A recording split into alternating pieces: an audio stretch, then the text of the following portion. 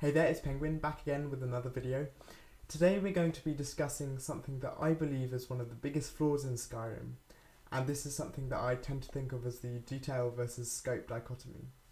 When Skyrim was released, because let's not forget it was released in 2011, and by the way, I'm not judging it harshly just because it's an old game.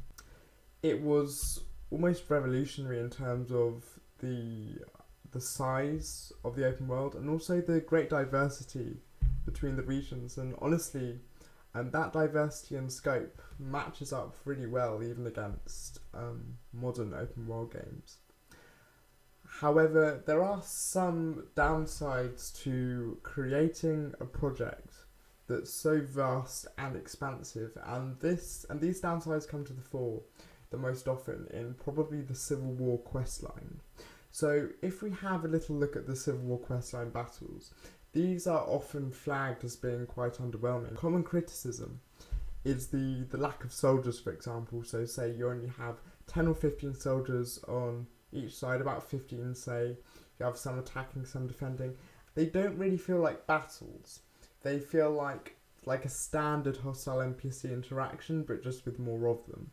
If we have a look at, for example, if you're laying siege to a hold, maybe there's going to be some of those like wooden barriers with the spikes on. But when you actually get up to the front doors, you can just walk straight in, which seems quite funny to me. Seems quite strange. When you have the catapults, which are flinging things at Whiterun for the Battle of Whiterun. When I walk behind to try and find the catapults, I can never find where those like flaming boulders are being thrown from. So it's just little details like that. Before you say I'm judging an old game too harshly, I'm reminded of one of the earliest parts of Assassin's Creed Brotherhood, which is a game that isn't remotely related to siege type gameplay.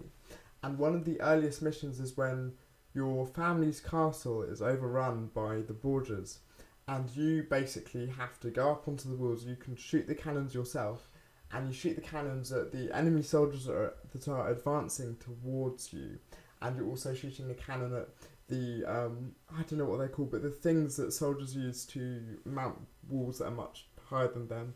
I should really know that, being a history student. Seeing as the game isn't remotely related to that, it's really cool to have that little extra bit of gameplay that you're thrust into. And even if you never see it again, yes, sometimes in games, those like one-off game mechanics can come across a little tacky, but in that case they do it perfectly. And you really feel like you've been thrust into the situation. And you sort of feel in Skyrim, they don't have any of those individual game mechanics. So game mechanics are all very standardised. So what they simply do is they have the mechanics, and then they have the storytelling and the narrative element that they want to include. And they just do their best to mush them together, but they don't always go so well, which I think comes across quite a lot in the Civil War campaign. So yeah, there's no sense of cohesion between in the battles between the two sides. I'm not suggesting that the game has to be some kind of like mount or blade type situation, but something of that nature would be good.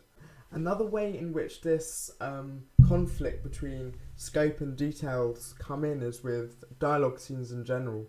So the game mechanics, like I said before, don't quite match the creative vision of the story. So for example, when you do something really cool and you get handed something as a result of finishing a quest, generally you're not handed the object, it's just added to your inventory. So for example, when you defeat the dragon or whatever and you get the Axe of Whiterun, it's a fairly cool moment, I guess, in the game. Or it could be if the Jarl handed you the axe himself, but it's added to your inventory. The same with everything of that nature, to be honest. And also, for example, the way that characters interact with their environment and dialogue scenes is very standardised to the game mechanics. Again, they didn't really put any additional thought besides the narrative, how they're going to incorporate that narrative into the mechanics of the game. So for example, there's the kind of like quite awkward scene when you meet Esbern for the first time in the main storyline. Just checking that my mic was on.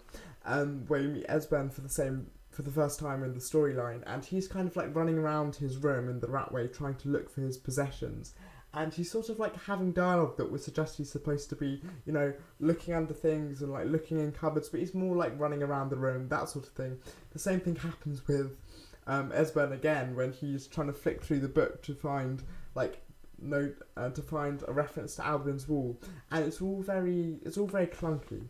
So again, it's that sort of thing. Skyrim is very good at like creating diverse, wide environments that are lovely for the player to explore.